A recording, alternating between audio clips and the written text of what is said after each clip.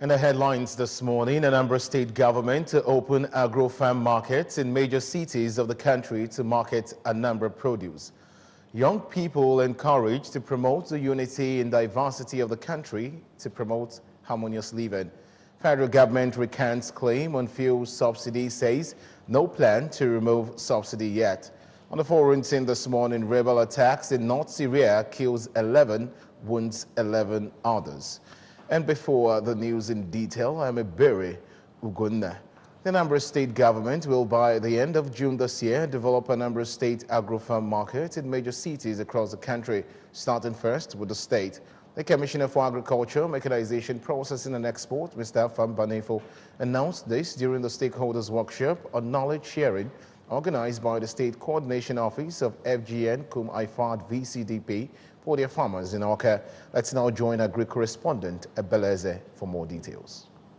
The knowledge sharing workshop, which attracted rice and cassava farmers from various participating council areas of the state, climaxed with the inspection of the exhibition stand, displaying various value addition produced along rice and cassava value chains. Mr. Banefo announced that they are working closely with NAFDAC, SON, and other regulatory agencies for global acceptability of Anambra State agricultural produce. Describing the workshop as one that is geared towards enhancing agri-productivity, Mr. Banefo also unveiled that they are presently networking processors and fabricators, since according to him, the value chain in rice and cassava farming are enormous.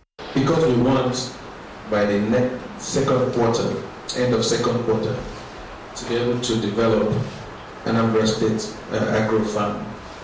The State Program Coordinator, Federal Government IFAD VSADP, Mr. Namda Guncha, announced that the agency's 7th mission will arrive the state today. He said they will assess the level of implementation, address some challenges, give corrections where necessary, and as well, see some implemented sustainability measures.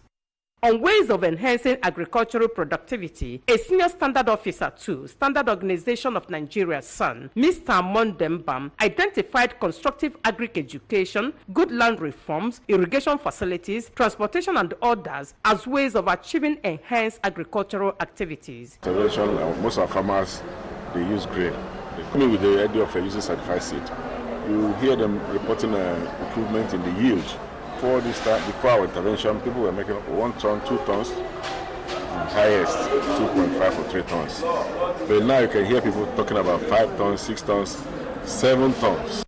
Speaking on the benefits of youth and women engagement in agriculture, one of the major beneficiaries of the federal government IFAD VSADP programs, Mrs. Ngozi Ebue from Omo, Ayamelum local government area, said her farming became interesting when she started counting in millions. Mrs. Ebue was recently sponsored on a U.S. training because of her breakthrough in seed rice production after her training at the International Institute for Tropical Agriculture, IITA Ibadan.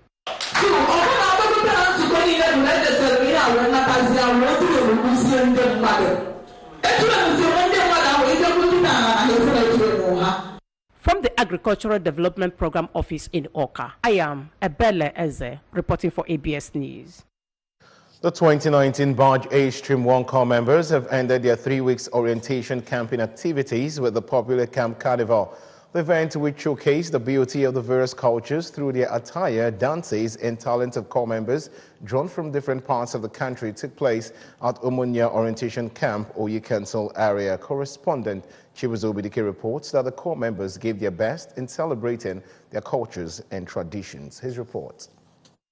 The National Youth Service Corps NYSC Orientation Camp appears to be the most memorable part of every corps member service year, as the 3 weeks spent in camp are full of activities that are put in place to make it a fun-filled time for the youths. Speaking during the carnival, the Commissioner for Youth Empowerment and Creative Economy, Mr. Bonaventure Enemali, attributed the happiness and cordial relationship that exists among the corps members to the enabling environment by the youth-friendly Governor Willie Obiano administration, who believes that the capacity of the youth have a lot to give in the development of the nation. Mr. Enemali noted that the essence of the carnival, which is enshrined in the NYSC scheme, is to integrate and understand the diversity of the country, and expressed optimism hoping that the core members who have witnessed new cultures will help to unite the country through preaching of unity in diversity among all ethnic groups, and also transcend it to the future generation to come.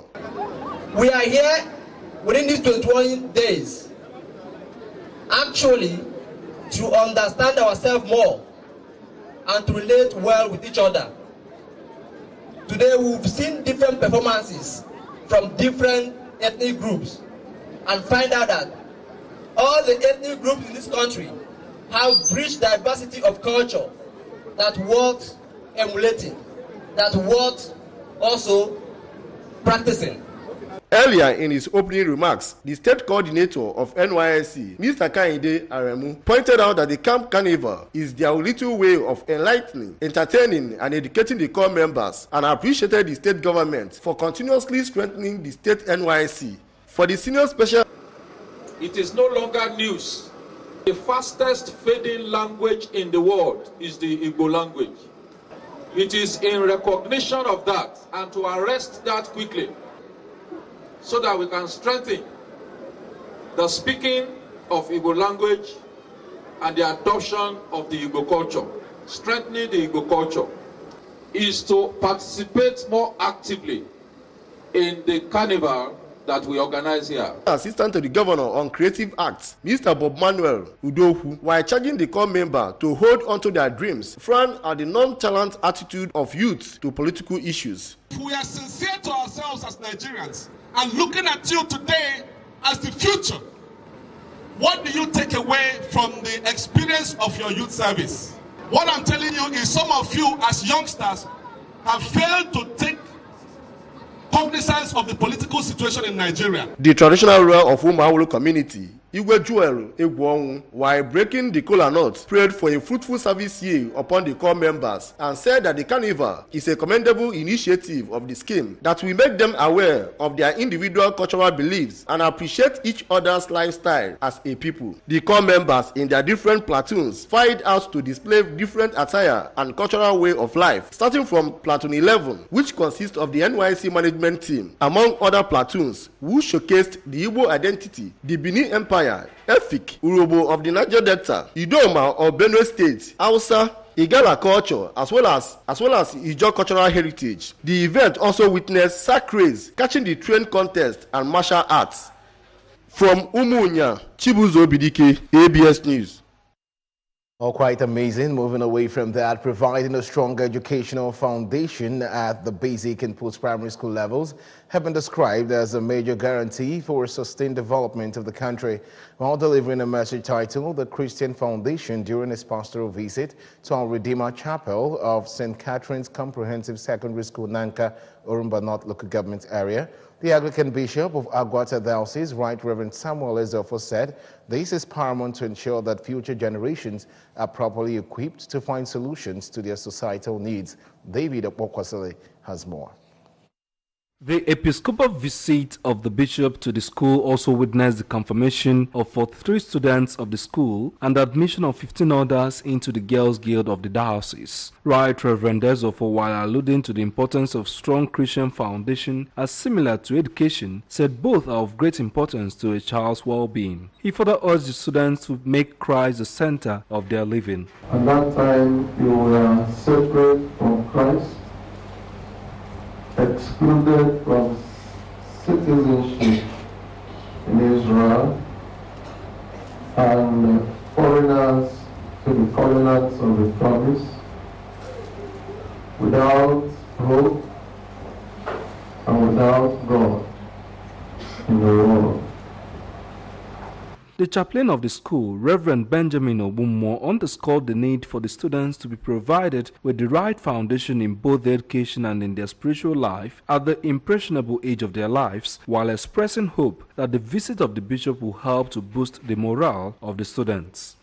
You then, what be confirmed, must now be clear before this congregation that you are steadfastly proposed with the help of this gift to live your life in commandments and most openly acknowledge yourself bound to fulfilling Christian duties for which you had failed.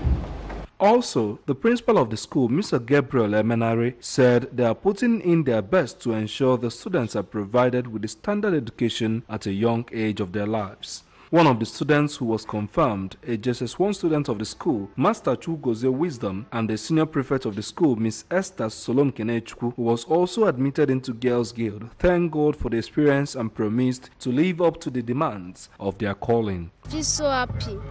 I feel like I am in a new life. Our prayer is to serve God till death. I'm very happy.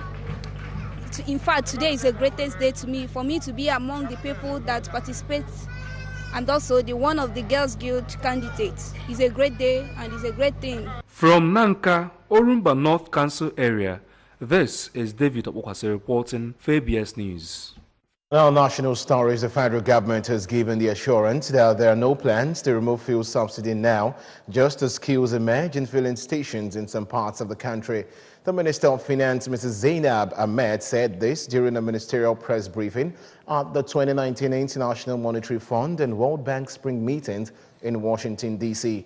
The Minister of Budget and National Planning, Senator Udo Udoma, and the Governor, Central Bank of Nigeria, Mr. Godwin Emefiele, was also in attendance. Recall that the Managing Director, International Monetary Fund, Christine Lagarde, had last week called on the federal government to remove fuel subsidy, saying it was the right thing to do.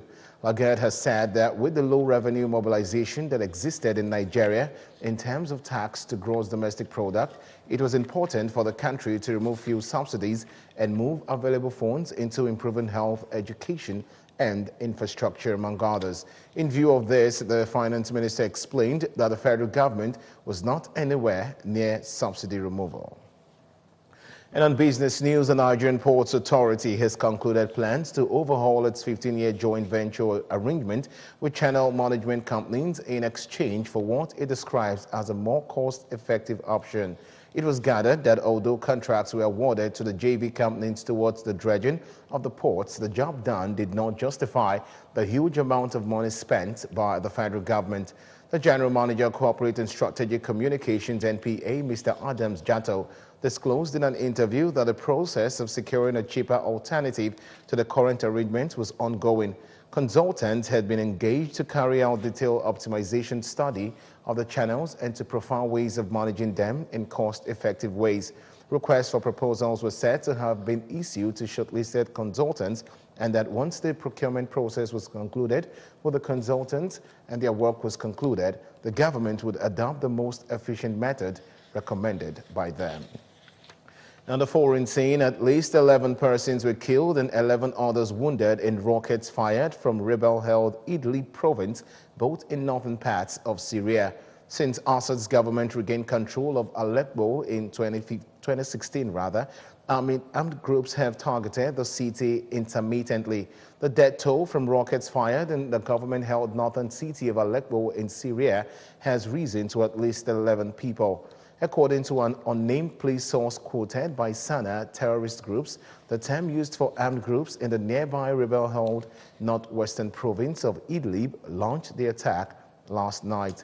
The attacks wounded another 11 people in the Al-Khaldea neighborhood, the police source said, all of whom were civilians who were rushed to two separate hospitals for treatment. It added that one of several rockets landed on a crowded market in Aleppo, the country's second largest city and a major industrial hub that bore the brunt of years of fighting. The Syrian Observatory for Human Rights, SOHR, a UK-based war monitor, reported that Hayat Tahrir al-Sham launched the attacks, adding that 20 rockets were fired into several neighborhoods in Aleppo. And on sports news, an Igboshiri High Court in Lagos State has renewed a bench warrant for the arrest of former Super Eagles captain Augustine Okocha over alleged tax evasion. Justice Adedayo Akintoye extended the warrant earlier issued on January 29 following an application made by the Lagos State prosecutor, Mr. Yusuf Sule. Sule told the court that Okocha was yet to settle out of court to 2017 alleged income tax evasion charge. The prosecutor said that Okocha had also failed to appear in court since October 5, 2017, when the case first came up. However, Okocha was not in court and was not represented by any lawyer. Sule also said that Okocha had made contact with the Lagos Internal Revenue Service. And away from that, Governor Willie Obiano, in company of his members of cabinet and other government officials, converge on St. Augustine Catholic Church, Umuoba, to join one of their own, Barrister Chuks Okeke, to pay last respect to his wife, late Mrs. Ngozi Chibugu Chuks Okeke. Late Mrs. Ngozi Chuks Okeke, age 55, was known for her humanitarian services, a philanthropist and virtuous Christian woman, socialist among others. Amaka Chibuzokoye has the details. She left her husband, children, relations, in-laws, among who are the senior special assistant to the governor on protocol, Mrs. Ngozi Osi Abata. In her homily during the burial mass, a priest from St. Raphael the Archangel Catholic Church, Anthony Village, Lagos, Reverend Father Akachuku Ilozue, stated that death, which according to him transform one to meet his maker, keeps knocking and no one knows the time. Therefore, all should seek God now in order not to be found wanting on the last day. Reverend Father Ilozua maintained that the deceased was a kind, generous, a humanitarian, and did the work of God as if she was a priest, calling on the family not to mourn but to thank God for her life. The souls of the just, the souls of the righteous are in the hands of God. While consoling the Okeke Ogbagu family for the great loss, Governor Obiano, represented by the Commissioner for Works, Engineer Marcel Ifejofo, said there is nothing painful like death of a loved one. Governor Obiano further described late Mrs. Ngozi Chuks Okeke as a devoted Christian whose love for God is unequaled. For this loss, it's a very serious loss. To lose a young, vibrant woman, a mother and a wife at this age is very painful. So it's condoling both the husband, Chuks Okeke, and the children. Some friends of the family, Mr. Marcel Manafa and Engineer Emeko Okoye, who went down the memory lane on their encounter with the deceased while alive, prayed God for the repose of her soul. While thanking God for a successful burial, Mr. Odi Okeke, on behalf of the family, said they have lost a very dear one, lamenting that it will be hard to fill the vacuum created. I was shocked that not only did he come, he came with his assistant. I'm sure they will come, but they will not come today. Father, we can't thank you enough for all you've done for this. The traditional Akwanwada by Ndi Nkwele Zunaka, interment and other condolences added color to the burial.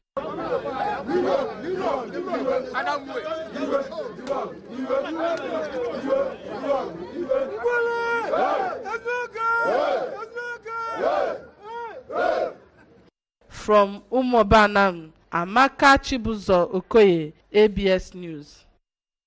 Oh, quite sad, and that's it on the news at 7. But remember that you can follow news and programs on ABS from any part of the world by liking our Facebook page at ABS Radio Television. Subscribe to our YouTube channel at youtube.com/ABS Radio TV online. Follow us on Twitter at ABS Radio TV and on Instagram at ABS Radio TV. You can also log on to our website at www.absradiotv.com. And just before we go this morning, the main point again, Anambra State government is to open agro-farm markets in major cities of the country to market Anambra produce. Young people have been encouraged to promote the unity and diversity of the country to promote harmonious living. Federal government has a recanted claim on fuel subsidy, says no plan to remove subsidy yet. And on the foreign scene, we brought to you that rebel attacks in North Syria have killed 11 and wounded 11 others. And that's the size of our package this morning. Many thanks for joining the bulletin. I'm Ebere Ugunna. Good morning, and Anambra continues shortly. Please stay with us.